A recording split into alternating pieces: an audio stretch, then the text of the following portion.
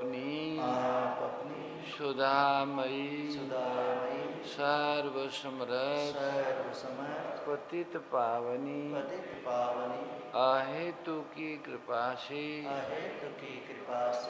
दुखी प्राणियों के हृदय में त्याग का बल एवं सुखी प्राणियों के हृदय में गौ सेवा का बल प्रदान करें, जिससे वे सुख दुख के बंधन से मुक्त हो आपके पवित्र प्रेम का आस्वादन कर कृतकृत्य हो जाए। हरि शरणम हरि शरणम हरि शरणम हरि शरणम हरि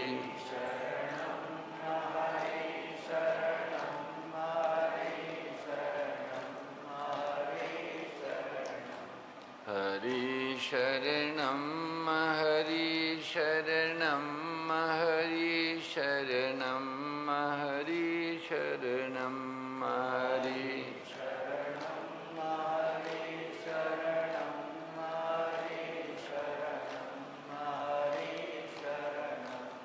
हरि शरणम हरि शरणम हरि शरणम हरि शरणम हरि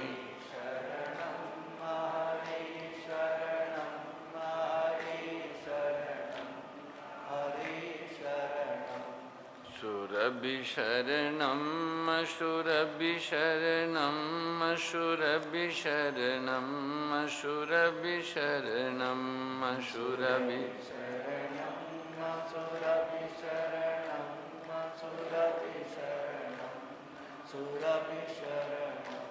सुरभि शरणम सुरभि शरणम सुरभि शरणम सुरभि शरणम सुरभि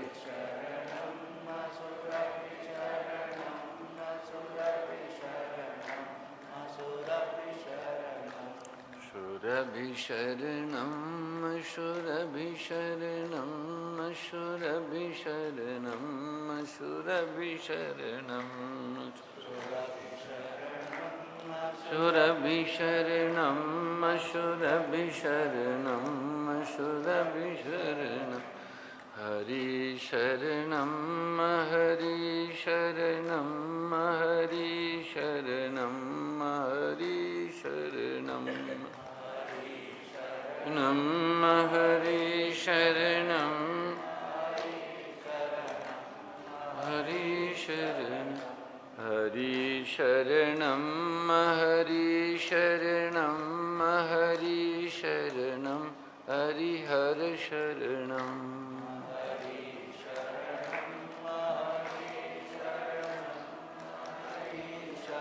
नम हरि हर शरणम।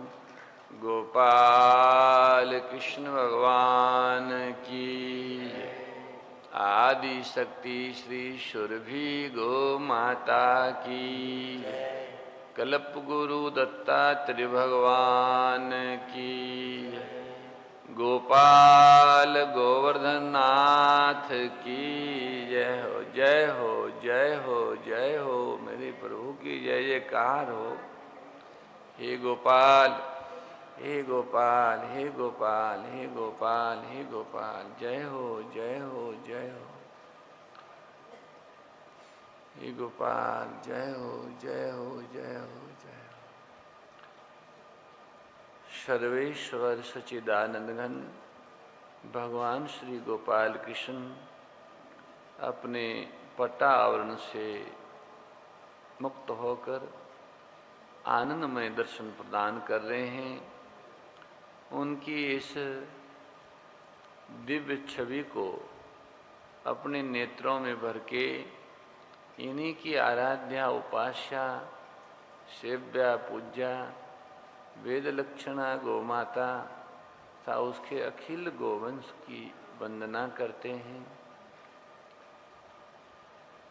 गो कृपा चातुर्मास महोत्सव के प्रातकालीन सत्संग सत्र में विराजमान पूज्य श्री संत श्री शिया वल्लभदास जी महाराज, महंत श्री किशोरी शरण जी महाराज, महंत थानापति जी महाराज, चिदानंद सरस्वती जी महाराज, माधवाश्रम जी महाराज, जय भारती जी महाराज, चेतन नाथ जी महाराज प्रभृति सभी संत महात्मा, विद्वान विप्र, धर्मात्मा, साधक, गोभक्त सज्जनों, बंधुओं, माताओं, बहनों सभी को सादर सप्रेम हरि स्मरण।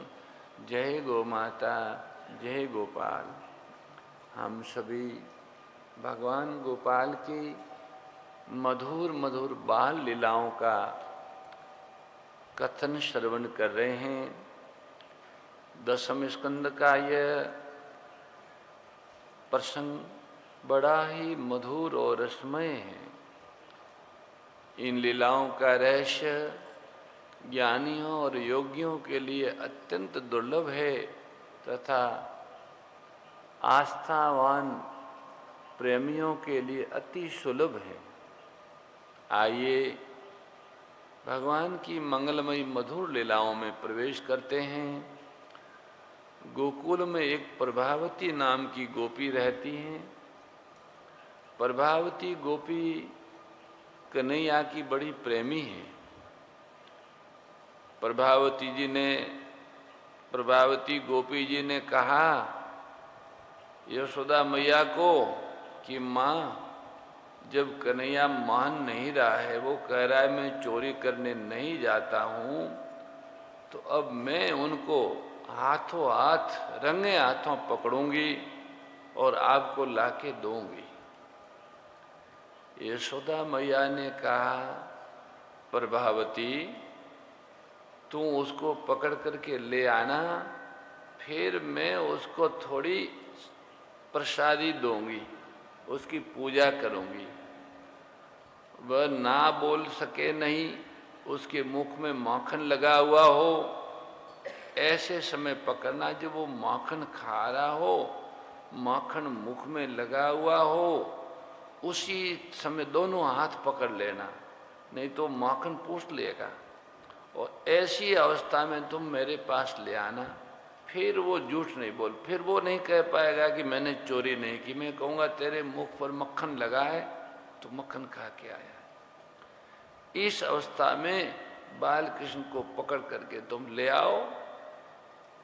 प्रभावती गोपी ने प्रतिज्ञा की है कि कल मैं कन्हैया को अवश्य पकड़ूंगी। अब प्रभावती जी गोपी जाने लगी, तब मार्ग में श्री कृष्ण प्रकट हो गए।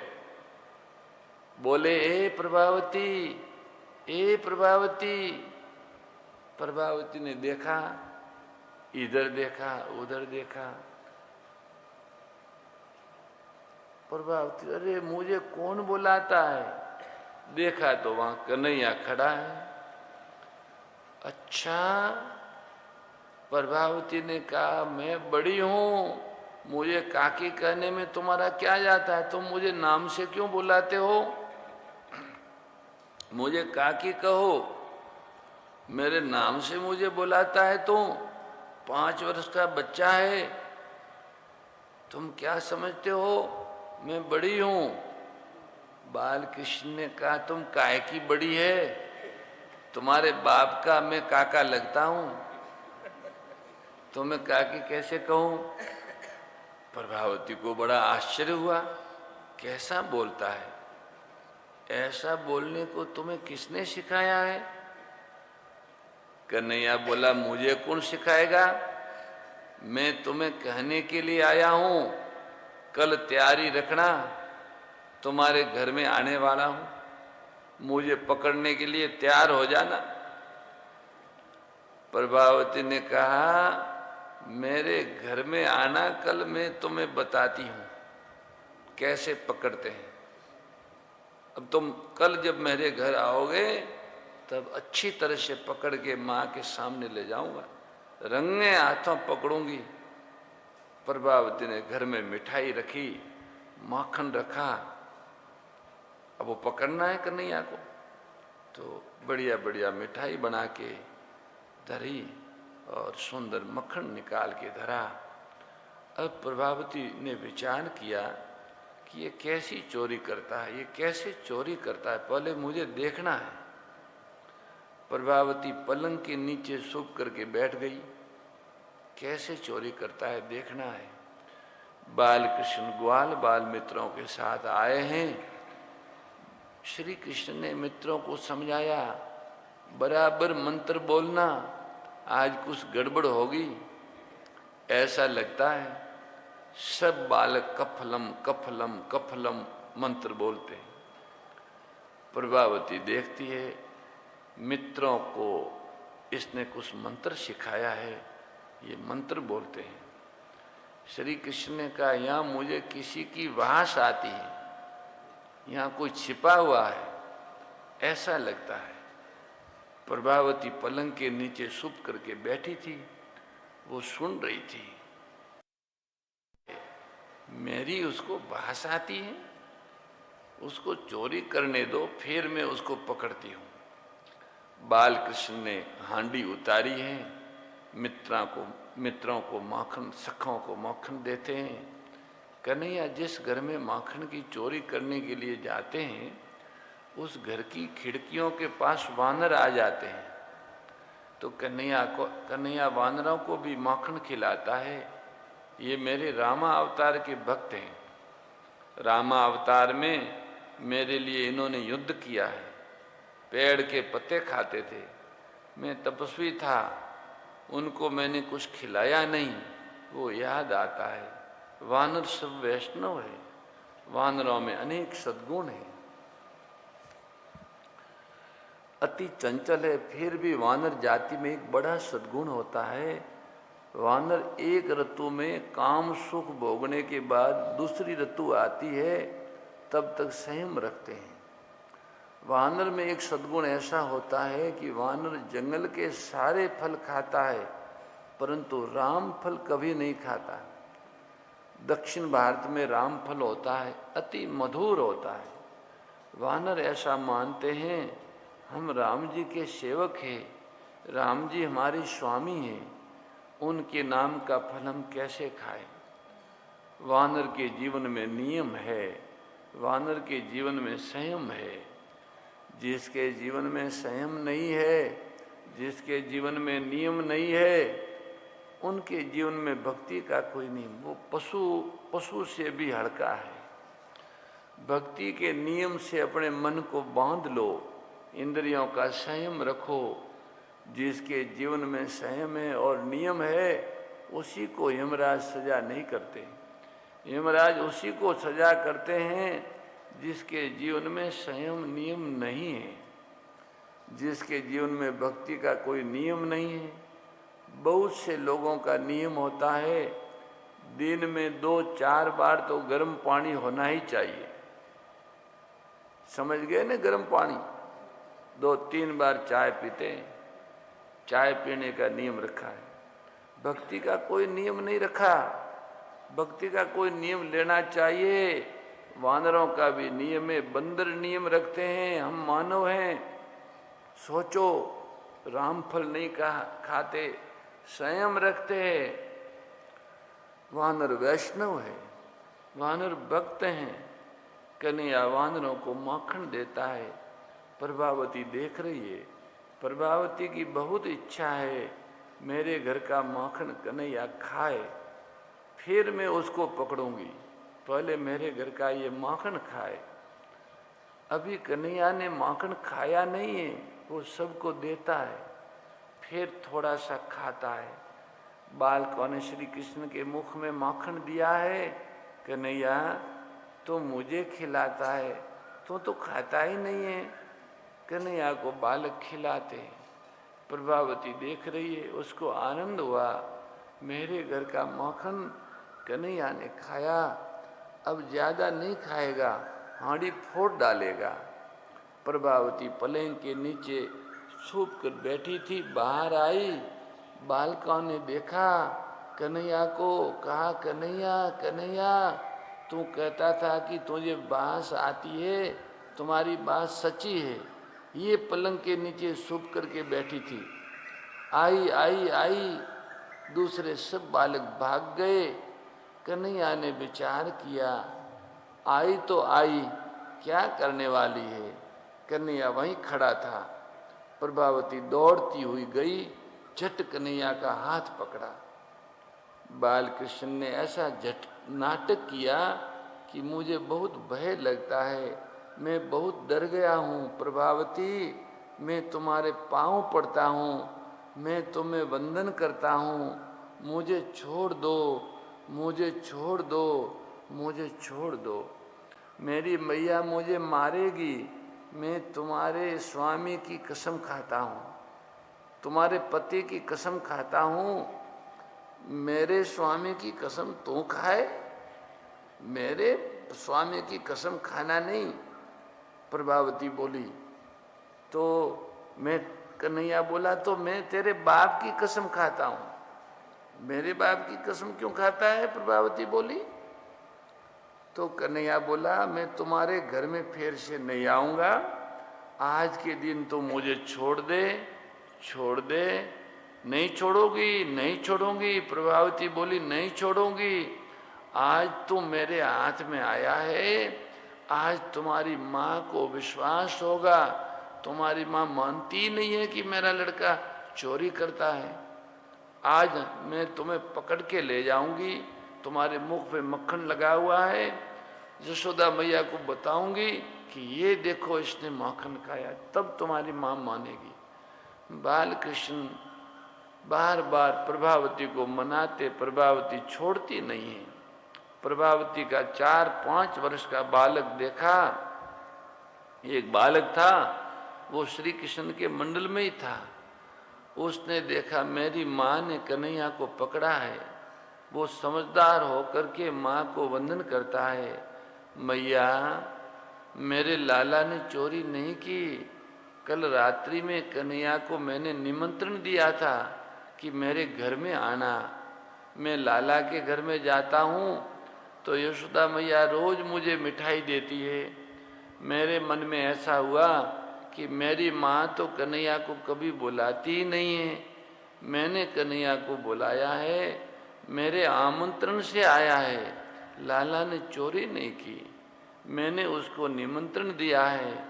तुम्हें जो सजा करनी हो, दंड देना हो, मुझे दो, तुम मुझे मारो, पर मेरे सखा लाला कृष्ण को छोड़ दो माँ।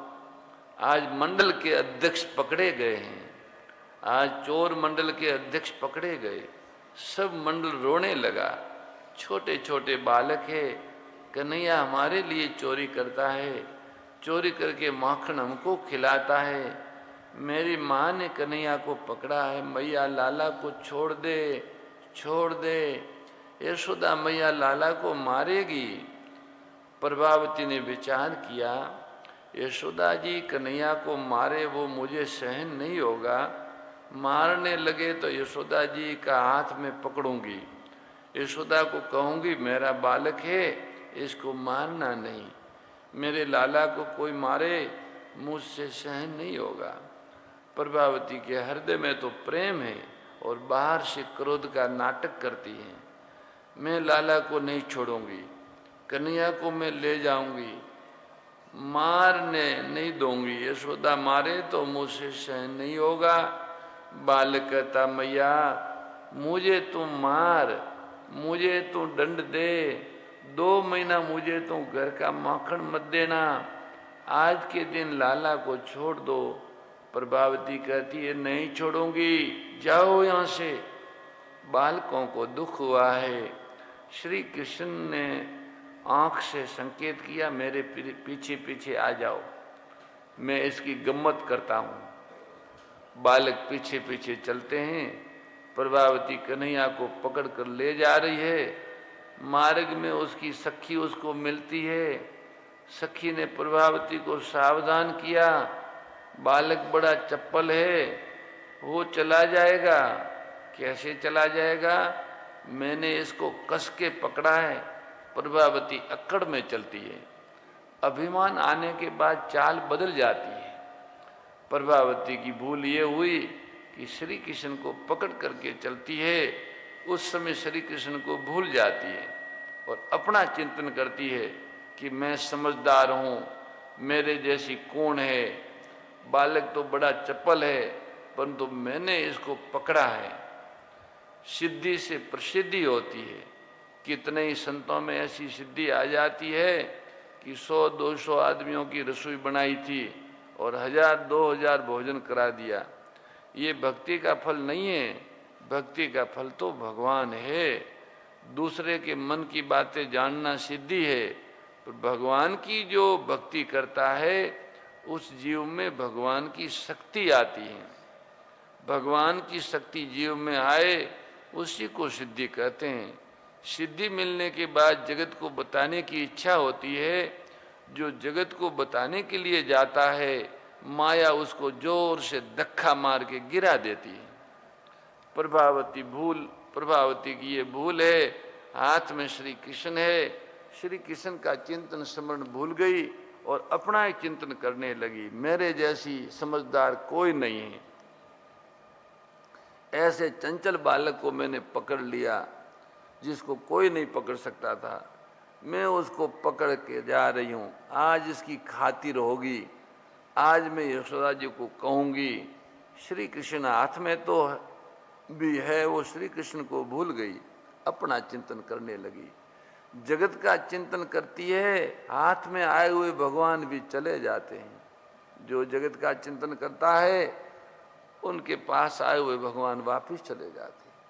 मार्ग में वृद्ध वृद्ध लोग आते, वृद्धों को देख करके प्रभावती ने घूंघट निकाला है, अक्कड़ में चलती है, श्री कृष्ण को भूल गई। बाल कृष्ण ने कहा, अच्छा मैं तुम्हारे साथ चलने को तो तैयार हूँ, मेरा हाथ तुमने बहुत जोर से पकड़ा है, मेरा हाथ दुखता है, मेरा दूसरा हाथ पकड़ लो, ये हाथ छोड़ो, अब दूसरा पकड़ो। प्रभावती जानती थी कन्हैया बड़ा कोमल है। बेटा तेरा हाथ दुखता है? हाँ, तूने बड़े जोर से पकड़ा है ने मैया, इसलिए दुखता है। मैं यहाँ से जाने वाला नहीं हूँ, मेरा दूसरा हाथ पकड़ो। प्रभावती ने दूसरा हाथ पकड़ा है, घूंघट निकाला है, अक्कड़ में चलती है। श्री कृष्ण को भूल गई। भगवान का विस्मरण होने पर सभी दोष आते हैं। अभिमान आया है, मैंने कन्हैया को पकड़ा है। बाल कृष्ण लाल गम्मत करते हैं, नाटक करते हैं, लीला करते हैं। उसके हाथ में चिक्कोटी करते हैं, चोटियाँ भरते हैं। प्रभावती को ऐसा लगा कि मुझे किसी जीव ने काटा है, कोई जीव आया है उसने काटा है। बाल कृष्ण ने कहा, क्या हुआ प्रभावती, क्या हुआ, मेरा दूसरा हाथ पकड़ लो। उसके बालक को संकेत किया, जो बालक था ने प्रभावती का, उसको कहा तुम नजदीक आ जाओ, जल्दी आ जाओ यहाँ पर। तो उसके बालक का ही हाथ उसके हाथ में दे दिया। वो घूंघट में निकाल करके चलती थी, अक्कड़ में विचार करती हुई चलती। उसने बराबर देखा भी नहीं कि किसको मैंने पकड़ा है। उसके बालक का हाथ उसके हाथ में दे दिया। बाल कृष्ण दौड़ते हुए घर में आए हैं। यशोदा मैया ने पूछा, बेटा क्यों दौड़ता हुआ आया है? बाल कृष्ण बोले, मैया एक गोपी है, वो बागिन के जैसी है, मेरे पीछे पड़ी है, मुझे मारने के लिए आती है, मुझे उसका भय लगता है। वो बागिन होती है ना, बागिन ऐसी है। मैं आज बाहर नहीं जाऊंगा। माँ मैं चोरी नहीं करता, उसके बालक चोरी करते हैं। आज तुम्हें विश्वास हो जाएगा कि कौन चोरी करता है। मैं बाहर नहीं जाता। कन्हैया तो पहले से ही समझदार बनकर घर में बैठा है। यशोदा जी ने विचार किया कि आज कोई गोपी आए और मेरे लाला का नाम ले तो आज मैं सुनूंगी नहीं। यशोदा मैया आंगन में बैठी है, बाल कृष्ण अंदर बैठे हैं। प्रभावती गोपी आती हैं। यशोदा जी को कहा, यशोदा ओ यशोदा, तुम्हारे लाला को मैं पकड़ करके लाई हूँ। यशोदा जी ने कहा, मेरा कन्हैया तो मेरे घर में बैठा है, जरा घूंघट उठा करके देख किसको पकड़ करके लाई है। उसने देखा तो उसी का बच्चा निकला। उसको तो गुस्सा आया कि थप्पड़ मारा। क्यों आया तू? मैया, बच्चा बोला, मैया मैं तुम्हारी फजीत करने के लिए यहाँ आया हूँ, मैंने तुम्हें घर में ही कहा था। प्रभावती बच्चे को मारती है, बालक रोता नहीं हंसता है। आज मैं कन्हैया के लिए मार खाता हूँ। जो पाप करके मार खाता है वो रोता है, जो परमात्मा के लिए मार खाता है उस मार में प्रभु का प्यार होता है। जो धर्म के लिए मार खाता है वो रोता नहीं है।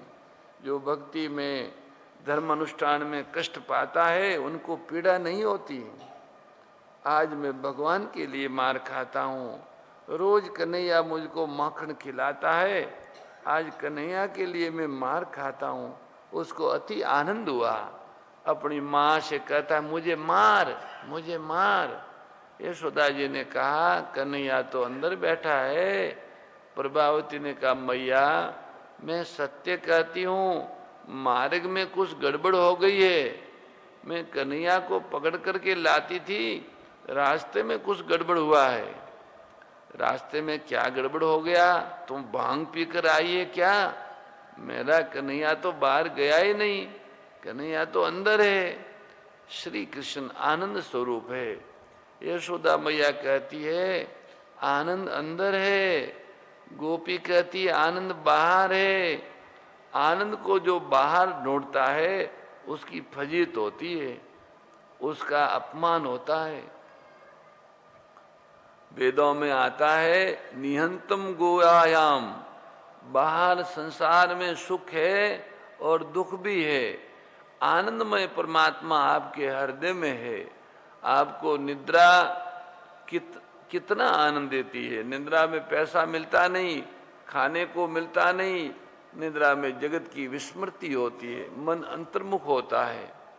यशोदा जी ने कहा कन्हैया, कन्हैया तो अंदर है। गोपी कहती है कन्हैया बाहर है, मेरे घर में चोरी की है, मार्ग में कुछ गड़बड़ हुई है। बाल कृष्ण अंदर थे, सो बाल कृष्ण अंदर से बाहर आए और यशोदा जी को कहने लगे मैया, मैया ये प्रभावती चाची मेरे लिए कोई प्रसाद लेकर के आई है क्या? क्या लाई है? प्रभावती ने कहा मेरे पास आ, तो मैं आज प्रसाद देती हूँ। तूने मेरी फजीत की है, मेरा अपमान किया है। प्रभावती को ठाकुर जी ने खूब सकाया। श्री कृष्ण की बाल लीला ऐसी मधुर है, बाल लीला में संत तन्मय हो जाते हैं। यशोदा मैया एक बार श्री कृष्ण को घर में चोरी करने पर बांधती है। जिस डोरी से बांधती है वो डोरी 2 अंगुल कम हो जाती है। उस डोरी के साथ दूसरी डोरी लगाती है, उस डोरी से लाला को बांधने का प्रयत्न करती है, वो दूसरी रस्सी भी 2 अंगुल कम हो जाती है। यशोदा मैया श्री कृष्ण को बालक समझ करके बांधती है। ऐश्वर्य शक्ति कहती है श्री कृष्ण मेरे पति है, मेरे पति को तुम कैसे बांधती हो? मैं देखती हूँ, मेरे पति को कोई बांधे ये मुझसे सहन होगा नहीं। ऐश्वर्य शक्ति ने रस्सी में प्रवेश किया, इसलिए 2 अंगुल कम हो जाती है। भगवान ने ऐश्वर्य शक्ति से कहा मेरी माँ को बांधने की इच्छा है, तुम क्यों गड़बड़ करती हो? तुम जाओ यहाँ से। मेरी माँ को बांधने की इच्छा है, मैं माँ को आनंद देने के लिए आया हूँ। द्वारका में मैं आऊँगा तब तुम्हारा पति बनकर आऊँगा। आज मैं तेरा पति नहीं हूँ, मैं यशोदा मैया का बालक हूँ। मेरी माँ को बांधने की इच्छा है, तुम क्यों विघ्न करती हो? जाओ यहाँ से, अभी मैं तेरा पति नहीं हूँ। मैं द्वारका में आऊँगा तब तुम्हारा पति बन करके आऊँगा। श्री कृष्ण यशोदा माँ का प्रेम देख करके बंधन में आए हैं। जीव दुराग्रही होता है, ईश्वर अनाग्रही होता है। यशोदा माँ का दुराग्रह था, लाला को बांधना ही है। मेरी माँ को बांधने में संतोष है, सुख होता है, तो बंधन में आऊँगा। भगवान ने बंधन को स्वीकार किया।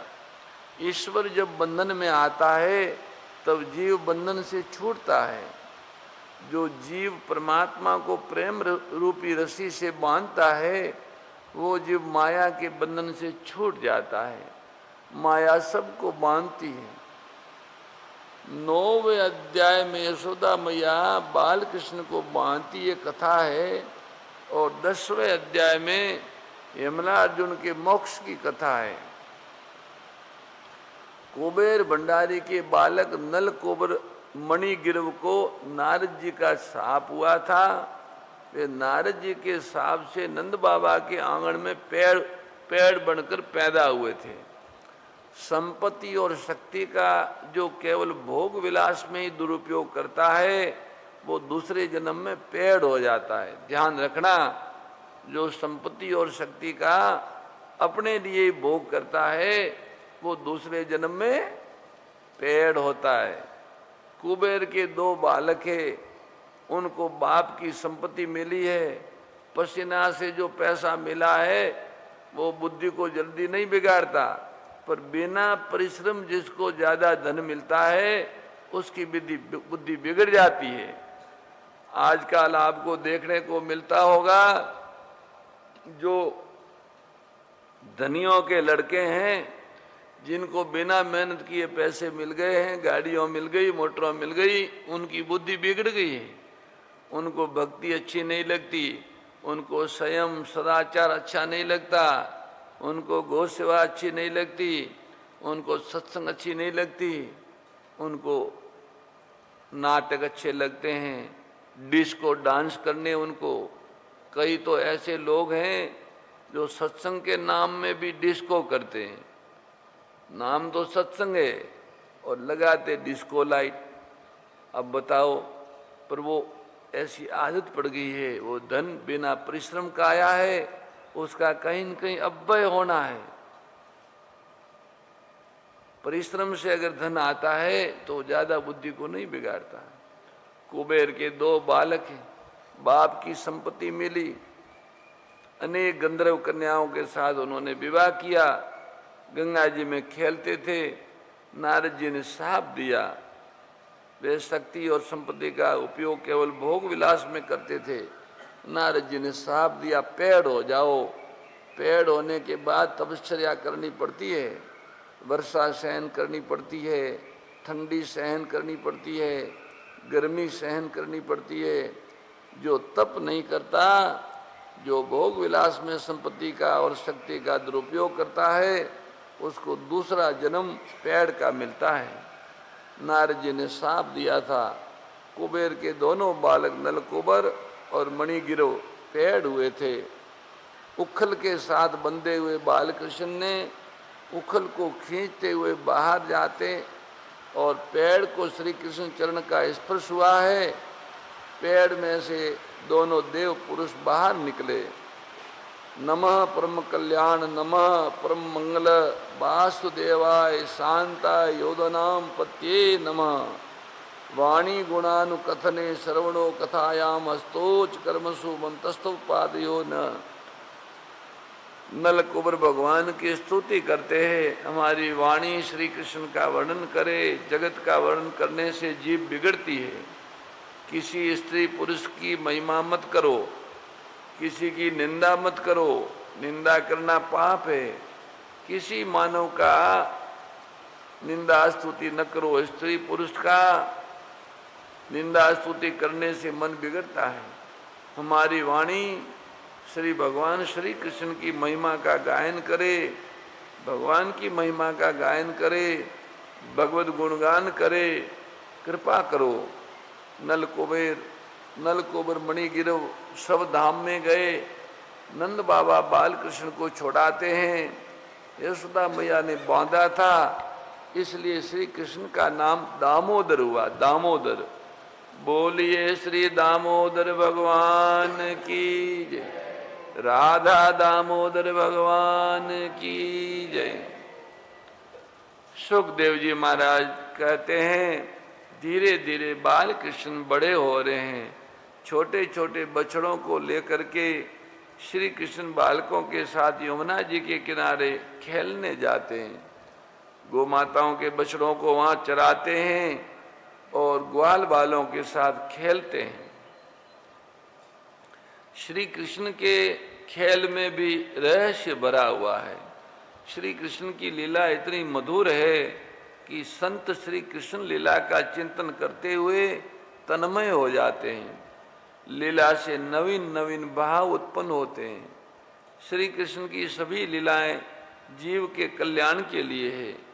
ये यमुना जी के किनारे गो के बछड़ों को चराने की लीला हमने अनेक महीनों तक देखी और उस लीला का आनंद लिया।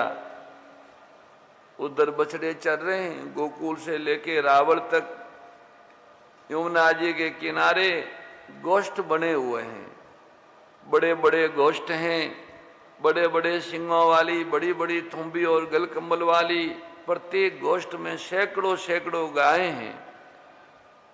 गोष्ठ के किनारे ग्वाल का अस्थायी आवास बना हुआ, वहां ग्वाल परिवार रहते हैं। मिट्टी और गोबर की दीवारें बनी हुई है, सुंदर लेपन किया हुआ है। आगे तुलसी के पौधे लगे हुए, तांबा और पीतल के घड़ों में जल भरा हुआ है। मिट्टी में दही, मिट्टी की मटकियों में दही जमाया हुआ है। बड़ी बड़ी गोलियां रखी है मिट्टी की, और बड़ी बड़ी मथानियों से दोनों दो दो गोपियां आमने सामने खड़ी होकर दही का मंथन करती है। प्रातःकाल गाय सूर्योदय होने पर खुलकर दूर यमुना जी से दूर चरने जाती है। उसके बाद बाल कृष्ण ग्वाल बच्चों के, ग्वाल बालकों के साथ गायों के बछड़े लेके यमुना जी के किनारे आते हैं। गायों के बछड़े यमुना जी के किनारे हरी हरी दोब घास चरते हैं और कूदते हैं, और उधर बाल कृष्ण ग्वाल बालों के साथ लीला करते। ये दृश्य, पूरा दृश्य गोकुल से लेके रावण तक इसमें लंबा है। अब तो वहां ब्रिज बन गया है, पर पहले जब चौगानगढ़ में रहते थे तो ये पूरा दृश्य वहां विद्यमान था। भगवान वहां इस तरह से लीला करते हैं, नवीन नवीन भाव लीलाओं में आते हैं। श्री कृष्ण की सभी लीलाएं जीव के कल्याण के लिए हैं। अघासुर बकासुर का भगवान उद्धार करते हैं। कंस राजा ने अघासुर नाम का एक राक्षस भेजा। अघासुर वहां आया जहां ग्वाल बाल मित्रों के साथ बछड़ों को चरा रहे थे। भगवान श्री कृष्ण बछड़ों को चरा रहे थे और खेल रहे थे। वहां पे वो अघासुर आया। अघासुर ने देख लिया है यही कंस का काल है, आज मैं इसको मारूंगा। अघासुर ने विचार किया, अजगर का स्वरूप धारण करके मैं यहाँ बैठूंगा। ग्वाल बाल मित्रों के साथ श्री कृष्ण के मुख में आने के बाद मैं अपना मुख बंद कर लूंगा। कंस के काल को आज मैं मार डालूंगा। अघासुर ने भयंकर अजगर का स्वरूप धारण किया, मुख फाड़ करके बैठा है। अघासुर का मुख पर्वत की गुफा के जैसा है। हमारे किशोरी शरण जी कह रहे थे कि इस पर्वत में गुफा है, तो बड़ी गुफा का बड़ा ऐसे बड़ा पर्वत बन के आगे उसने अपना मुख फैला दिया। तो ग्वाल बालों को लगा कि ये कोई पर्वत है और उसमें ये गुफा है। ग्वाल बालों ने कहा, कन्हैया कन्हैया देखो, इस बड़े पर्वत में बहुत बड़ी गुफा है, क्या अंदर खेलने के लिए जाएं? एक बालक ने कहा, अंदर से श्वास आता है, हवा आती है, हवा, ये कोई पशु है ऐसा लगता है। एक बालक बोलता है, कुछ भी हो कन्हैया, आए तो हम लोग अंदर जाएंगे ही। बालकों का ऐसा नियम था कि अकेले श्री कृष्ण को कहीं नहीं जाने देते थे। अकेला कन्हैया जाए तो लाला को कौन संभालेगा। मधुमंगल, श्रीदामा, मनसुखा, विशाला, तो ये सब श्री कृष्ण के साथ लगे रहते थे। वे श्री कृष्ण को संभालते हैं। बालकों का मन था कि हम कन्हैया को संभालते हैं। बालकों का ऐसा नियम है, श्री कृष्ण के बिना बालक कहीं जाते ही नहीं। अकेले श्री कृष्ण को कहीं नहीं जाने देते और स्वयं भी अकेले कहीं नहीं जाते। वहां बाल कृष्ण को साथ में लेकर के जाते हैं। आप भी जहां जाओ वहां भगवान को साथ में लेकर के जाओ, अकेले कहीं मत जाओ। वक्ता कथा करते समय भगवान का दर्शन स्मरण करता हुआ बोले, तो भगवान सिखाते ऐसा बोलो ऐसा बोलो। श्रोता कथा सुनने के लिए बैठता है तब भगवान गोद में है। ऐसे भाव से भगवान को साथ में लेकर के कथा सुनो तो कथा का रहस्य जल्दी ध्यान में आएगा। कोई भी काम करो तो भगवान को साथ रखो, ईश्वर से कभी अलग मत हो। उसी का ईश्वर से विभक्त न हो, उसी का नाम भक्ति है। भगवान से अलग होने का नाम विभक्ति है और भगवान के साथ एक होना, साथ रहना, उसका नाम भक्ति है। कोई भी काम करो तो भगवान को साथ में रखो। जो भगवान को साथ में रखता है उसको भगवान शक्ति और बुद्धि देते हैं। जिसको भगवान की शक्ति और बुद्धि मिली है उसका व्यवहार सुखमय होता है। व्यवहार में मानव दुखी होता है, उसका यही कारण है कि व्यवहार में वो भगवान को भूल जाता है। अपनी बुद्धि में विश्वास रखता है, मैं सब कुछ जानता हूँ, मैं पढ़ा हुआ हूँ। मानव की बुद्धि, मानव का ज्ञान, मानव की शक्ति श्री कृष्ण कृपा से ही सफल होती है। अपनी बुद्धि में विश्वास रखना नहीं। जहाँ जाओ, कोई भी काम करो तब भगवान को साथ में रखो। भगवान को साथ में रखने का क्या अर्थ है? भगवान की मूर्ति को हाथ में लेकर के घूमना चाहिए, ये ठीक है। 2-3 मिनट हो तो मन से अपने भगवान का दर्शन करो। भगवान मेरे साथ में है, भगवान को भूलना नहीं। कई लोग भगवान की मूर्तियों लेके साथ में घूमते हैं, वो कोई बुरी बात नहीं, भले घूमे, पर भगवान को साथ में रखने का अर्थ है थोड़ी थोड़ी देर में भगवान को याद करो। थोड़ी थोड़ी देर में अपने हृदय में भगवान के दर्शन करो। सभी प्राणियों में भगवान के दर्शन करो। भगवान को भूलना नहीं, ऐसी आदत डालो। 2-3 मिनट और भगवान का मैं दर्शन करूं। भगवान के दर्शन बिना मैं नहीं रह सकता। भगवान के दर्शन में जिसको तृप्ति होती है वो भक्त नहीं है। भगवान के दर्शन में लोभ रखो, बार बार दर्शन की इच्छा करो। कई लोग कहते मैं तो सुबह दर्शन करके आया था। अरे तो तूने सुबह भोजन कर लिया था, भोजन क्यों करता है शाम को? भोजन में तो संतोष नहीं और भगवान के दर्शन में संतोष करती है। उल्टा काम है। संसार के कामों में संतोष करो, धन में संतोष करो, पद में संतोष करो, भोजन में संतोष करो, भोग में संतोष करो, पर भक्ति में, भजन में, योग में संतोष मत करो। भगवान के दर्शन में संतोष मत करो। बार बार भगवत दर्शन की अभिलाषा रखो, बार बार दर्शन करो। भगवान के दिन में 4-5 बार पट खोलते हैं तो एक भी समय खाली नहीं जाना चाहिए, ऐसा लोभ रखो। जब भी भगवान के पट खोले तो मुझे दर्शन करने ही है। जो अभिनव ब्रजमंडल वासी है उनके मन में तो यह अभिलाषा बैठनी चाहिए कि जितनी बार भगवान की झांकी होती है, जितनी बार दिन में भगवान के मंदिर के पट खोलते हैं, इतनी बार मुझे भगवान के दर्शन करने ही है। और जब तक भगवान के दर्शन खोले हैं तब तक भगवान से दृष्टि हटानी नहीं, भगवान के सामने रहना है। अभी तो देखो 1-1 घंटा तक दर्शन खोले रहते हैं, पर आगे ऐसा समय आ सकता है कि आधा घंटा और मिनट ही खुला रहेगा। 15 मिनट बाद में मंगल हो जाएगा पट। भगवान की ऐसी इच्छा है। भगवान लगातार भक्त को दर्शन नहीं देते। भगवान के जो बाहरी दर्शन है वो थोड़ी देर होते हैं, फिर अदृश्य हो जाते हैं। ये भगवान का नियम है। ऐसे खोल के रखोगे तो भगवान तिरोहित हो जाएगा, मूर्ति तो रहेगी पर भगवान अदृश्य हो जाएंगे। पर भगवान के नियमानुसार पट खोलोगे तो मूर्ति नहीं, साक्षात भगवान विराजमान रहेंगे। तो भगवान के दर्शन में कभी तृप्ति न हो। 2-3 मिनट में भगवान के दर्शन करो। भगवान को अपने हृदय में साथ रखो। बहुत से लोग ऐसे होते जहाँ जाते वहाँ पैसा पॉकेट में साथ में लेकर के जाते। कई लोग तो पैसों का पॉकेट हाथ में ही रखते हैं, हाथ में लेके ही घूमते हैं। कई माताओं बहनों की ऐसी आदत पड़ गई कि वो हाथ में पैकेट लेके घूमती पैसों का, और पुरुष लोग जेब में रखते हैं। 100-200 रुपया हो तो शांति मिलती है, मेरे पास रुपया है। जो परमात्मा को साथ में रखता है उसको कैसी शांति मिलती होगी। लक्ष्मी को साथ में रखने वाला अपने को सुखी समझता है, तो भाई जो लक्ष्मीपति जिसके हाथ में हो, लक्ष्मीपति जिनके हृदय में हो, उसको कैसा आनंद होता होगा।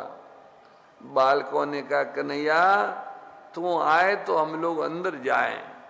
भक्तों के पीछे पीछे भगवान चलते हैं, बालकों के पीछे पीछे भगवान अघासुर के मुख में प्रवेश करते हैं। अघासुर विचार करता है, मैं अपना मुख बंद करूं। श्री कृष्ण जानते हैं कि ये राक्षस है। अंदर जाने के बाद श्री कृष्ण ने महिमा शक्ति प्रकट की। अघासुर के श्वास बाहर निकलते नहीं है, श्वास अंदर जाता है, बाहर आता है। ये प्रक्रिया सतत होती है।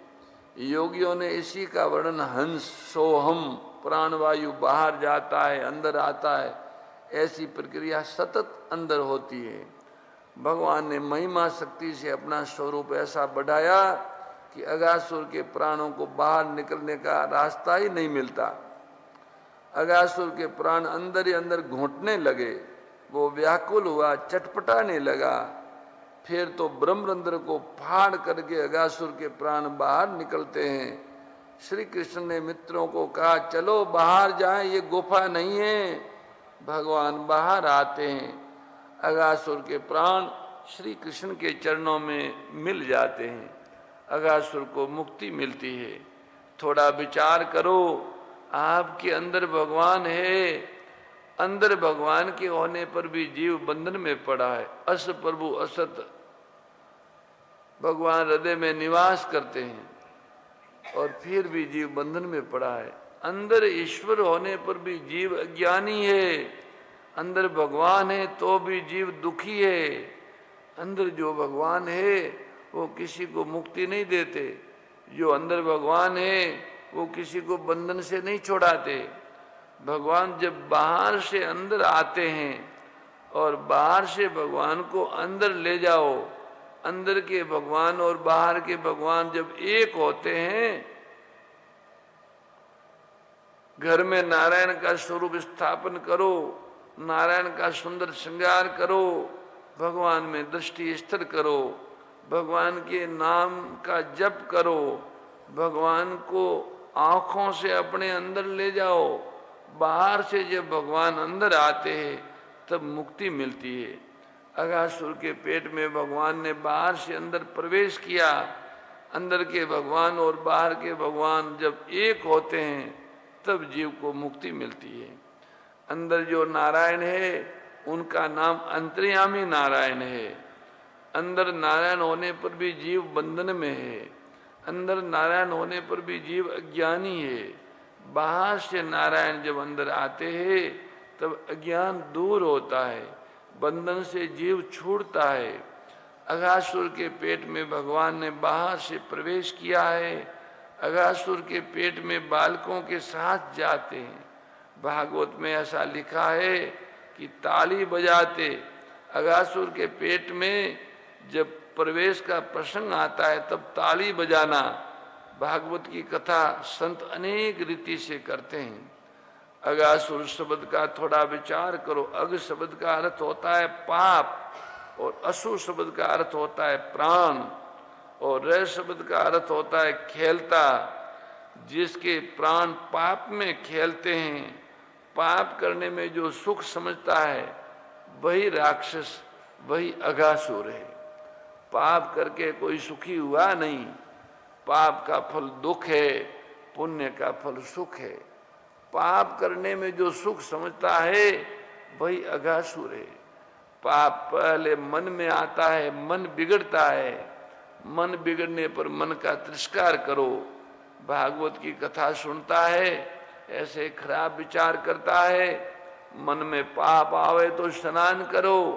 आप बैठे हो और मन खराब विचार करने लगे तो खड़े हो जाओ। आप खड़े हो और मन खराब विचार करे तो बैठ जाओ। जहाँ खराब विचार मन में आता है उस जगह को छोड़ देना चाहिए। पहले मन बिगड़ता है, मन बिगड़ने पर मन को धिक्कारो, लोग तुम्हें भक्त कहते हैं। ऐसे खराब विचार करता है तो तुम्हें मार पड़ेगी।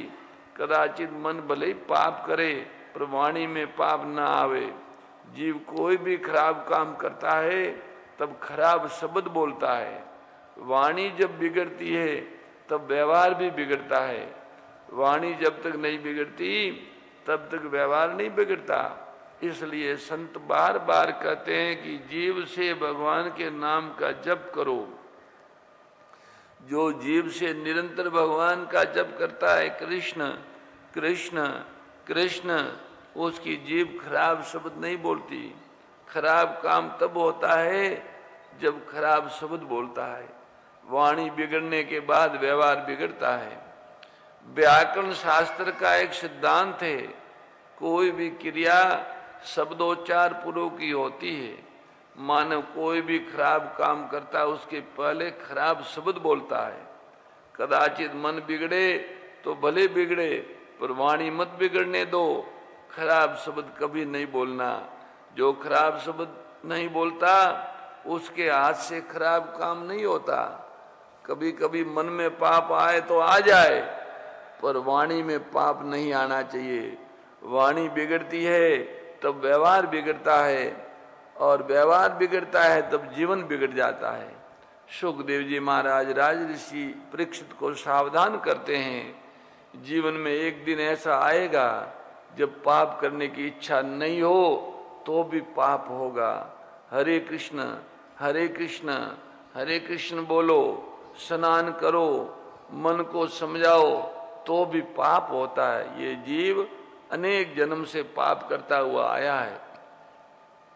साधारण ज्ञान से साधारण भक्ति से पाप छूटता नहीं है। अनेक बार मानव को पाप करने की इच्छा होती है तो भी पाप हो जाता है। पाप नहीं करने का भाव होता है तो भी पाप हो जाता है। जब ऐसा लगे कि मन नहीं मानता है, अब मेरा मन पाप करने वाला है, ऐसे समय में पाप करो तो भगवान को साथ में रखो। कथा का एक ही शब्द ध्यान में रखना, नहीं तो आप इतना ही ध्यान में रखेंगे कि महाराज ऐसा बोले थे कि पाप करो, नहीं, ऐसा नहीं बोले। पाप मन में आए तो हरे कृष्ण बोलो, स्नान करो, मन को समझाओ। ये सब करने के बाद भी पाप होता है। मन अनेक जन्म का बिगड़ा हुआ है। पाप करने में जीव को सुख का आभास होता है। भगवान को साथ में रख करके जो पाप करता है उसको दंड कम होती है। भगवान कहेंगे तुमने ऐसा पाप किया, इस पाप की ये सजा है। भगवान को कहना मैंने पाप किया, आपको साथ में रख करके पाप किया, अब थोड़ी सजा आप भी भोगो। आपको मैंने साथ में रखा था। चोर के साथ में जो रहता है वह चोरी न करे तो भी उसको सजा होती है। वो कहता है मैंने चोरी नहीं की, मैं तो वहां खड़ा था, पर चोर के साथ खड़ा था ने, इसलिए थोड़ा दंड भोगना पड़ेगा। जब ऐसा लगे कि पाप होने वाला है तो भगवान को साथ रखो। भगवान को साथ में रखने का अर्थ यह है कि हरे कृष्ण बोलो।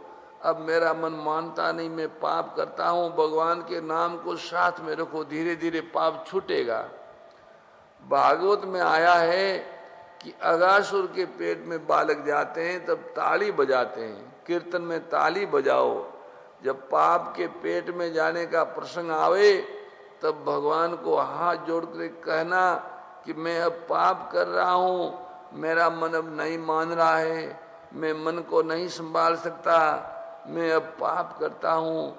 भगवान को ऐसा कह करके पाप करो। भगवान के नाम का जप करता हुआ मानव पाप करे तो उस पाप की सजा कम होगी। पाप छोड़ना बड़ा कठिन है। अनेक जन्म से जीव बिगड़ा हुआ है, जीव पाप करता आया है, मन अनेक जन्म का बिगड़ा हुआ है। भगवान का नाम लेने से धीरे धीरे ये मन सुधरेगा। मन बड़ी बड़ी ज्ञान की बातें करता है, 2-4 मिनट के लिए भी मन मूर्ख हो जाता है। ऐसे समय में भगवान को साथ में रखो। भगवान के नाम का जप करो, धीरे धीरे पापों से छुटकारा होगा। गोप बालकों का नियम है, रोज की कथा माताओं को बालक रोज सुनाते, आज क्या हुआ, कन्हैया ने आज ऐसा किया, कन्हैया ने आज वैसा किया। अगासुर वध की कथा 1 वर्ष के बाद बालकों ने अपनी माताओं को सुनाई। राजा परीक्षित को आश्चर्य होता है, रोज की कथा रोज सुनाते थे और अगासुर वध की कथा 1 वर्ष के बाद सुनाई, इसका क्या कारण है? 1 वर्ष तक बालक कहाँ थे? राजा ने प्रश्न किया। सुखदेव जी महाराज को श्री कृष्ण का स्मरण हुआ, हृदय में श्री कृष्ण का दर्शन करते हुए कहते हैं, मेरे श्री कृष्ण अति उदार है, मेरे श्री कृष्ण अतिशय प्रेम करते हैं। जीव भगवान को जानता नहीं, जीव को प्रभु के स्वरूप का ज्ञान नहीं, भगवान के स्वभाव को जानता नहीं है, इसलिए जगत के पीछे पड़ता है। जो जीव परमात्मा के साथ प्रेम करता है उसको भगवान बना देते हैं। किसी श्रीमान की आप बहुत चाकरी करो तो श्रीमान आपको 1,00,000 2,00,000 रुपया देगा, बहुत उदार होगा तो आधा भाग देगा, 16 आना भाग कोई श्रीमान देने को तैयार नहीं होगा। परंतु श्री कृष्ण के साथ जो अतिशय प्रेम करता है, श्री कृष्ण अपना 16 आना भाग उनको दे देते हैं। भगवान देते हैं तब भगवान को देने में संकोच नहीं होता। जीव अपूर्ण है, जीव ईश्वर के साथ अतिशय प्रेम करे तो परमात्मा जीव को परिपूर्ण बना देते हैं। पूर्णस्य पूर्णमादाय पूर्णमेवावशिष्यते। जीव भगवान के स्वभाव को जानता नहीं, भगवान बड़े उदार है, अतिशय प्रेम करते हैं। सुखदेव जी महाराज का हृदय पिघला, मेरे भगवान अति उदार है। संत रासलीला की कथा 3-4 प्रकार से करते हैं। भगवान थोड़े बड़े हो रहे हैं और गोपियों के साथ उनकी रासलीलाएं प्रारंभ होती हैं।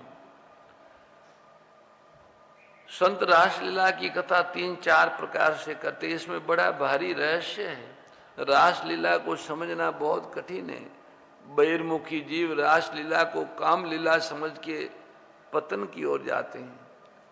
रासलीला 4 प्रकार से हुई। एक रासलीला वृद्ध गोपियों के साथ खेलते, जो बुढ़ी बुढ़ी माताओं हैं उनके साथ ठाकुर जी रासलीला खेलते हैं। एक रासलीला गायों के साथ हुई है। एक रासलीला ग्वाल बाल मित्रों के साथ खेलते हैं और एक रासलीला युवती गोपियों के साथ हुई है।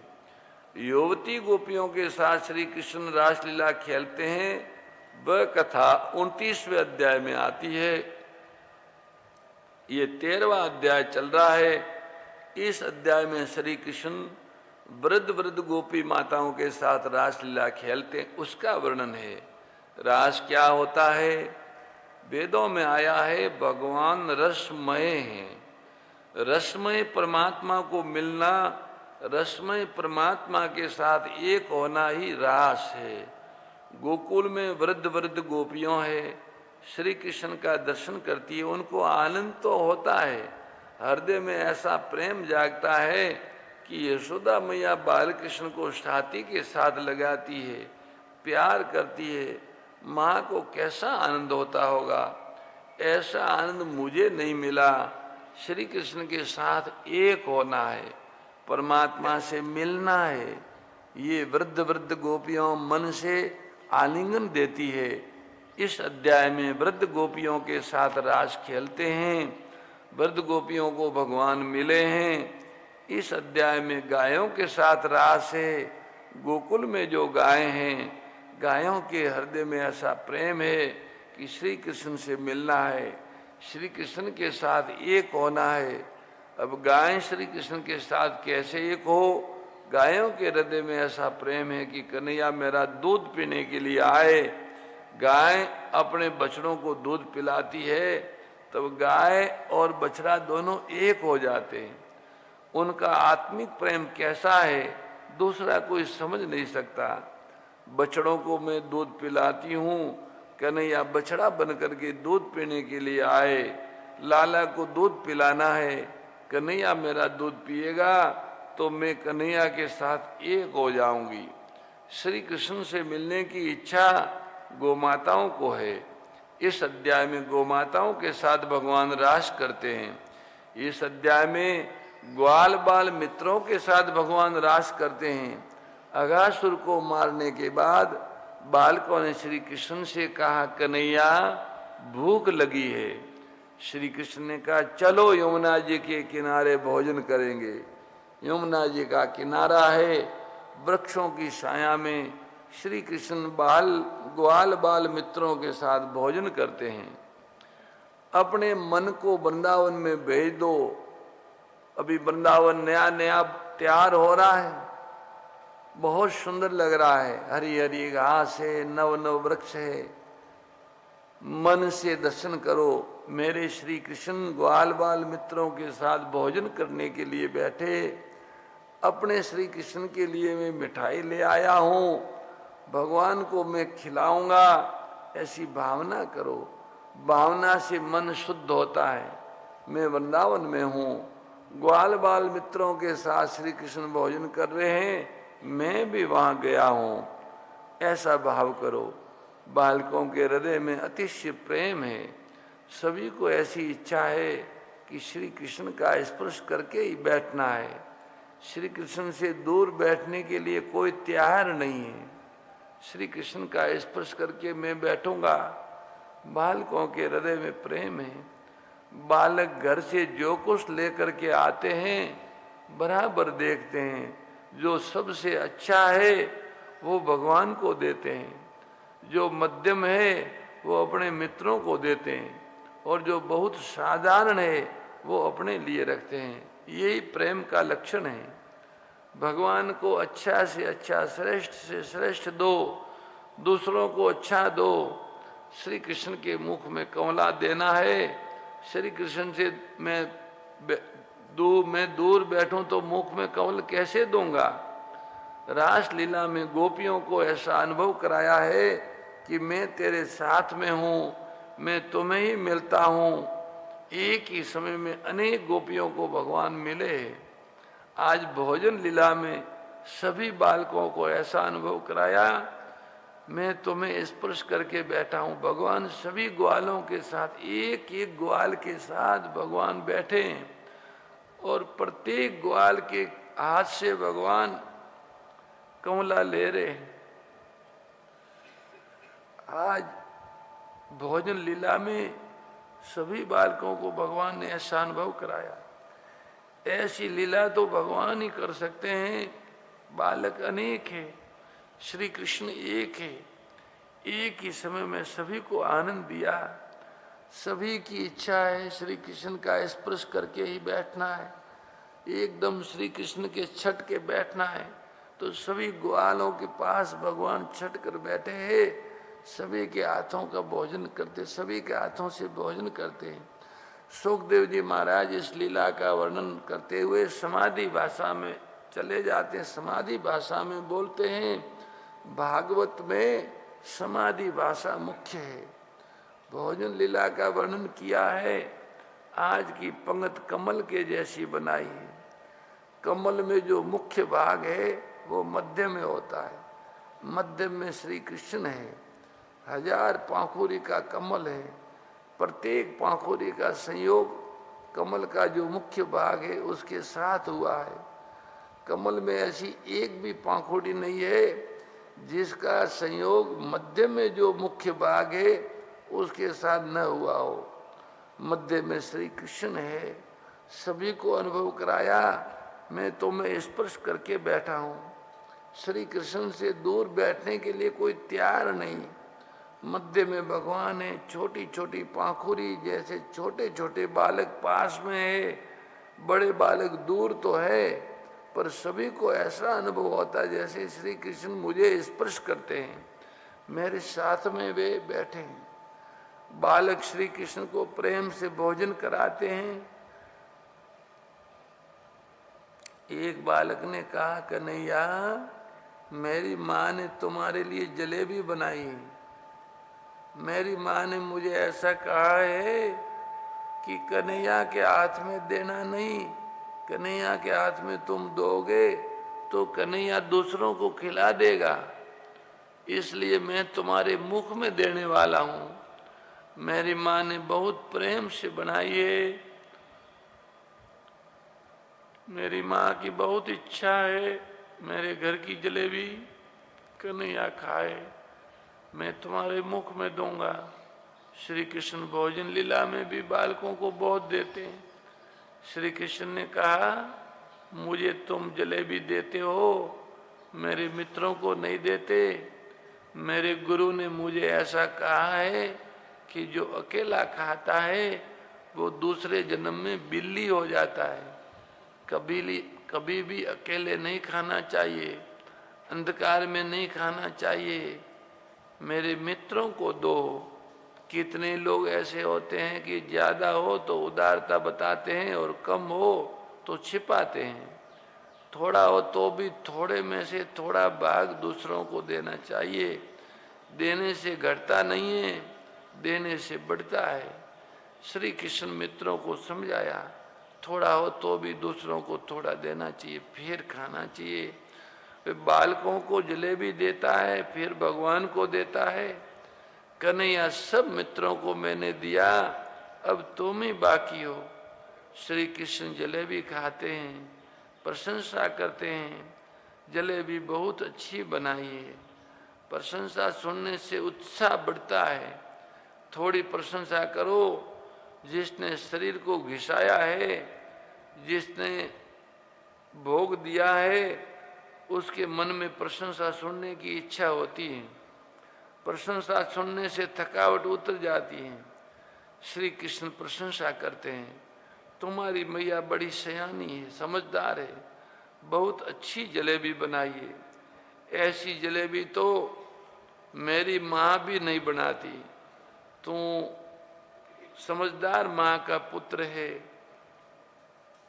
बालकों को आनंद आता है, कन्हैया ने मेरी माँ की प्रशंसा की है। एक बालक आया, उसने कहा, कन्हैया तुम्हारे लिए मैं बर्फी लाया। मैंने सभी बालकों को थोड़ी थोड़ी दे दी है, कन्हैया तू ही बाकी है। कन्हैया के मुख में देता है, बर्फी बहुत अच्छी है। एक बालक आया, उसने कहा, कन्हैया मैं तुम्हारे लिए दही का बड़ा लाया हूँ, दही बड़ा लाया हूँ। बाल कृष्ण हंसने लगे। बालकों ने पूछा, कन्हैया क्यों हंसते हो? बाल कृष्ण ने कहा, ये जो दही बड़ा लाया है, इसकी जो माँ है वो बहुत मोटी है, जाड़ी है, दही बड़ा के जैसी है, इसलिए मैं हंसता हूँ। इसकी माँ बहुत मोटी है, इसका बाप तो सुदामा जैसा दुबला है और इसकी माँ बहुत मोटी है। मित्रों के साथ विनोद करते हैं। श्री कृष्ण के मंडल में एक ब्राह्मण का बालक आता था, शांडिल्य ऋषि का पुत्र है। उसका नाम मधुमंगल 5 वर्ष का है। नंद बाबा ने शांडिल्य ऋषि को कहा था कि अभी मधुमंगल को जनेऊ नहीं दी है, जनेऊ देने के बाद ये हमारे घर का खाएगा नहीं। अभी जनेऊ नहीं दी है, रोज इसको भोजन करने के लिए भेज दो। कन्हैया के घर में रोज वो भोजन करने के लिए आता है। यशोदा मैया मधुमंगल को बहुत मान देती है। हमारे पुरोहित जी का ये पुत्र है। लाला के लिए कोई वस्तु बनाए तो पहले मधुमंगल को खिलाती है, फिर लाला को देती है। मधुमंगल रोज कन्हैया के घर में भोजन करने के लिए आता है। आज श्री कृष्ण मधुमंगल के पीछे पड़े, ए मधुमंगल तू रोज मेरे घर में भोजन के लिए आता है, अपने घर में मुझे कभी नहीं ले जाता। मुझे तुम्हारे घर का खाना है, अभी घर में जा, तुम्हारी मैया ने घर में जो भी बनाया हो वो मेरे लिए लेकर आओ। मधुमंगल को थोड़ा संकोच हुआ, मैं कन्हैया के घर में रोज भोजन करने के लिए जाता हूँ, मेरी माँ कन्हैया को कभी बुलाती नहीं, मधुमंगल दौड़ता हुआ घर आया। उसकी माँ का नाम पूर्णमासी है और उसके पिता का नाम सांडिल्य ऋषि है। मधुमंगल अपनी माँ से कहता है, मैया कन्हैया को अपने घर का खाना है, घर में जो बनाया हो सो दे दो। पूर्णमासी जानती है कन्हैया परमात्मा है, मेरे घर का खाने की उसको इच्छा हुई है। पूर्णमासी ने कहा, बेटा घर में रसोई बनती ही नहीं है। तुम्हारे पिता तो ऐसे तपस्वी ब्राह्मण है कि उनको खाने की फुर्सत नहीं होती। भक्ति के अनेक नियम लिए हैं। सांडिल्य ऋषि ने अनेक नियमों से अपने मन को बांध करके रखा है। बोलने का समय नहीं, किसी के सामने देखने का समय नहीं, खाने का समय नहीं।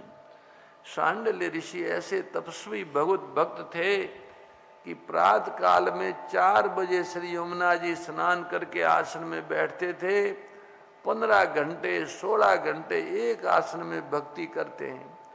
प्रातः काल में 4 बजे जो आसन में बैठते हैं तो सायकाल में 7 बजे 8 बजे उनका नित्य कर्म पूरा होता है। ब्राह्मण का अवतार खाने के लिए नहीं हुआ, ब्राह्मण का अवतार सुख भोगने के लिए नहीं हुआ, तपश्चर्या करने के लिए भगवान ने ब्राह्मण का अवतार दिया है।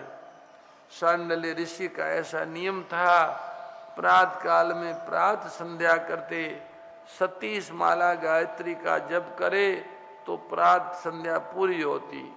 37 माला जप करना, फिर पंचदेवों की पूजा करते, गणपति महाराज की पूजा करते, शंकर पार्वती की पूजा करते, लक्ष्मी नारायण की पूजा करते, वेद मंत्र बोल के अभिषेक करते, सब पूजा विधि पूर्वक करते। तब तक 12 बज जाती।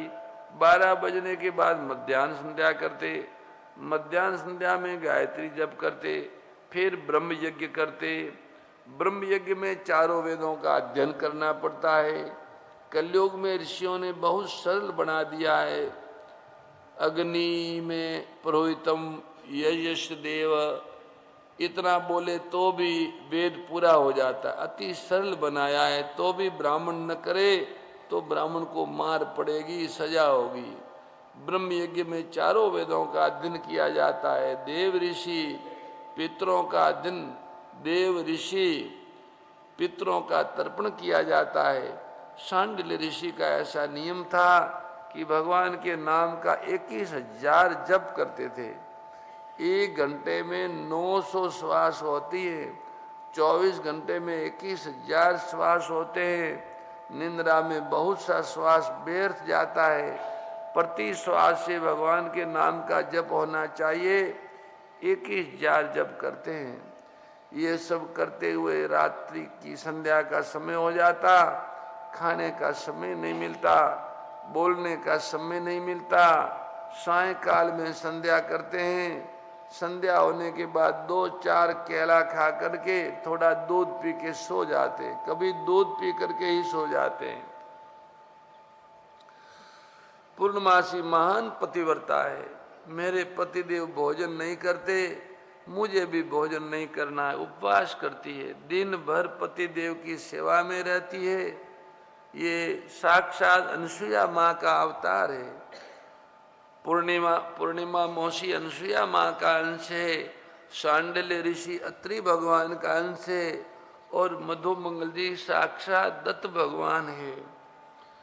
तो अनसुया माँ महान पतिव्रता है। उसी पतिव्रता की परंपरा को इस जन्म में पूर्णिमासी के अवतार में भी पालन करती है। तो वो भोजन नहीं करती, उपवास करती है, दिन भर पतिदेव की सेवा में रहती है। उनको जरा भी परिश्रम न हो, घर में ही रहती है। मैं बहुत गरीब हूँ, दुखी हूँ, तो भी मैं बहुत भाग्यशाली हूँ। मैंने पूर्व जन्म में कोई महान पुण्य किया है जो ऐसे ज्ञानी भगवत भक्त पति मुझे मिले। पतिदेव रात्रि में फल खाते, 2-4 केला खा करके पति के चरणों में सो जाती है। एक ही बालक था, नंद बाबा के घर में रोज भोजन करने के लिए जाता था। कन्हैया उनको अपना गुरु मानते थे। मधु मंगल जी अपने आप को कन्हैया का गुरु मानते थे और कन्हैया भी उनको गुरु की तरह आदर करता, पर थे आपस में सखा। तो रसोई कभी घर में बनती नहीं थी। पूर्णिमासी मधु मंगल से कहती, बेटा घर में कुछ बनाया ही नहीं, तुम्हारे पिता को खाने का समय नहीं। तो मधु मंगल रोता है। कन्हैया ने कहा, मधु मंगल तेरे घर का खाना है। पूर्णिमासी का हृदय भर आया। परमात्मा मांगते हैं, मेरे घर में कुछ भी नहीं। मेरे पति देव को पैसे के लिए प्रवृत्ति करने की इच्छा नहीं होती। भगवान की भक्ति छोड़ करके वो कुछ नहीं करते, दिन भर भक्ति करते हैं। जो सर्वकाल नारायण के पीछे पड़ता है वो गरीब ही रहता है।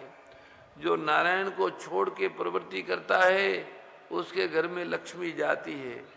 जो सर्वकाल भक्ति करता है वो लक्ष्मी जी को प्रिय नहीं होता। एकांत में लक्ष्मी जी को भगवान के साथ बोलने की इच्छा होती है। लक्ष्मी जी विचार करती है, यहाँ से चला जाए तो थोड़ी देर में बात करूं। भगत भगवान को पकड़ के बैठा है, उसको छोड़ता ही नहीं, इसलिए लक्ष्मी जी उनसे नाराज रहती है। ये ऐसा है, 2400 घंटे इनका चरण पकड़ करके रहता है, छोड़ता ही नहीं। 2400 घंटे जो भक्ति करे वो गरीब रहता है। घर में कुछ भी नहीं है, संतोष है। पति पत्नी के जीवन में संतोष है। जिस घर में संतोष है उस घर में सब कुछ है। जिस घर में संतोष नहीं है वहाँ सब कुछ होने पर भी कुछ नहीं है। घर में कुछ भी नहीं था। मधु मंगल रोता है, माँ मुझे कुछ दे दो। भगवान मांगते, मेरे घर में कुछ भी नहीं। यशोदा मैया तो रोज पूछती है कि मुझे सेवा बताओ, सेवा बताओ। मेरे पतिदेव कहते हैं किसी की सेवा लेनी नहीं, सेवा लेने से पुण्य का नाश होता है। किसी की सेवा लेते नहीं। आज मैं यशोदा जी से कहूँगी थोड़ा मेवा भेज देना, कल कन्हैया के लिए मिठाई बनाऊंगी, कन्हैया को मिठाई दूंगी। घर में कुछ भी नहीं है। बालक रोता है, मैया मुझको कुछ दे दो। मधु मंगल बहुत रोने लगे। घर में थोड़ी छाछ पड़ी थी। पूर्णिमासी ने विचार किया, बाल कृष्ण तो प्रेम के ही भूखे हैं, किसी वस्तु की भूख तो भगवान को है नहीं। वो जानती है कन्हैया प्रभु है, कन्हैया परमात्मा है। गरीब ब्राह्मणी लाला को क्या दे, मेरे घर में दूसरा कुछ भी नहीं है, मैं छाछ दूंगी। ब्राह्मणी के हृदय में प्रेम है। कदाचित छाछ खट्टी हो तो बाल कृष्ण को कष्ट होगा। मेरा कन्हैया बहुत कोमल है। गरीब ब्राह्मणी दूसरा तो क्या करे, छाछ में शक्कर डाली है, मधुर मीठी छाछ बनाई, छोटी सी हांडी में भरी है। आज पूर्णमासी की आंखों में आंसू आते। कन्हैया को मैं छाछ देती हूँ, कन्हैया को तो मिठाई देनी चाहिए। मेरे घर में कुछ है नहीं, मेरे पतिदेव कोई प्रवृत्ति करते नहीं। मधु मंगल को समझाती हैं, मधु मंगल बेटा लाला को कहना घर में कुछ भी नहीं था, इसलिए मेरी माँ ने छाछ दी। मेरी माँ ने कहा है कल कन्हैया के लिए मैं मिठाई बनाऊंगी, कल मैं मिठाई दूंगी। लाला को कहना मेरी माँ ने छाछ दी, तब मेरी माँ रोने लगी थी। घर में कुछ नहीं था। बालक छाछ लेकर के आया है। मधु मंगल ने विचार किया, श्री कृष्ण को सब मित्र मिठाई खिलाते, ये गरीब ब्राह्मण का बालक छाछ लेकर आया है। छाछ लाला को मैं क्या दूं, कल कन्हैया को मैं मिठाई दूंगा। अकेला मधुमंगल छाछ पीने लगा। लाला को छाछ नहीं दूंगा। बाल कृष्ण ने देख लिया। बाल कृष्ण जानते हैं पूर्णिमासी ने बहुत प्रेम से मेरे लिए छाछ दी। बाल कृष्ण को पता है पूर्णिमासी ने मेरे लिए शक्कर डाल के छाछ भेजी, पर मधुमंगल संकोच से देता नहीं मुझे। बाल कृष्ण बोले, ओ मधुमंगल गुरु, ओ मधुमंगल गुरु, मुझे छाछ पीना है, मुझे छाछ पीना है। कन्हैया छाछ में तुम्हें क्या दूं? तुम्हें कल मिठाई दूंगा। मधुमंगल ने कहा, कन्हैया छाछ खट्टी होगी, ये मैं तुमको नहीं देना चाहता, मैं ही पी लूं, तुमको कल मिठाई दूंगा। बाल कृष्ण ने कहा, कल की बात कल, आज मुझे छाछ पीनी है। मधुमंगल ने कहा, छाछ मैं तुम्हें नहीं दूंगा। कन्हैया ने कहा, कैसे नहीं देगा? मैं तेरी हांडी खींच लूंगा। अब मधुमंगल ने देखा कन्हैया खड़ा हो गया, अब दौड़ता हुआ आएगा और मेरी हांडी खींच लेगा। कन्हैया को छाछ क्या दूं?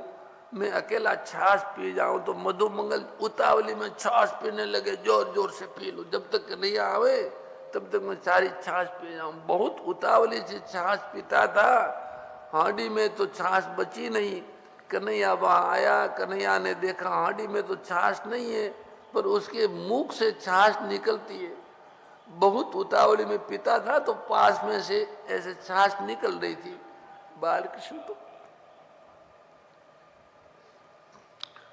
बालकृष्ण तो प्रेम के भूखे हैं। मधुमंगल के मुख को चाटने लगे।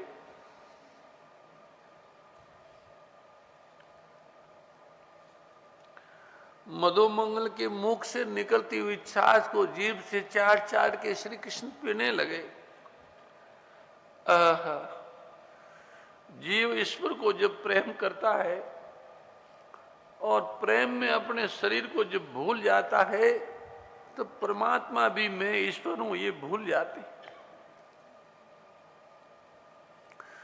भगवान की भक्ति में जो देह भान भूलता है तब परमात्मा भी भूल जाते कि मैं ईश्वर हूं। श्री कृष्ण को याद नहीं रहा, बालकों के साथ ऐसा प्रेम किया, मधुमंगल का मुख चाटने लगे।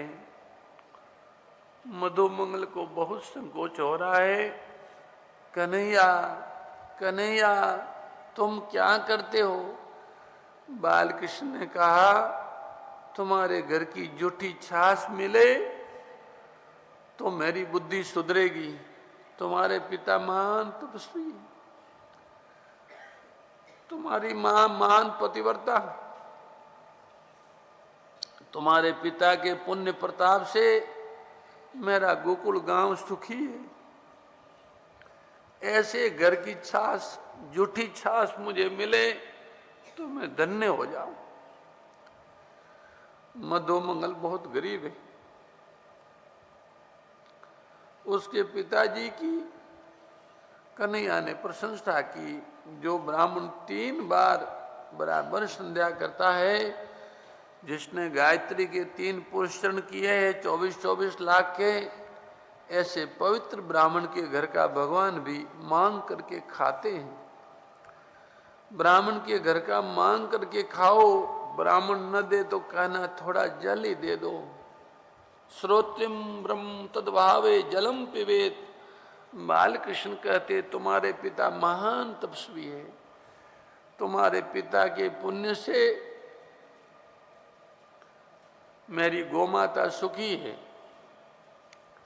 मेरा गोकुल गांव समृद्ध है।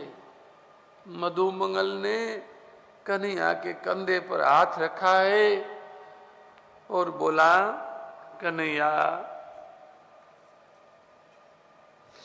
कन्हैया क्या बताऊं, मेरे घर में कुछ भी नहीं था।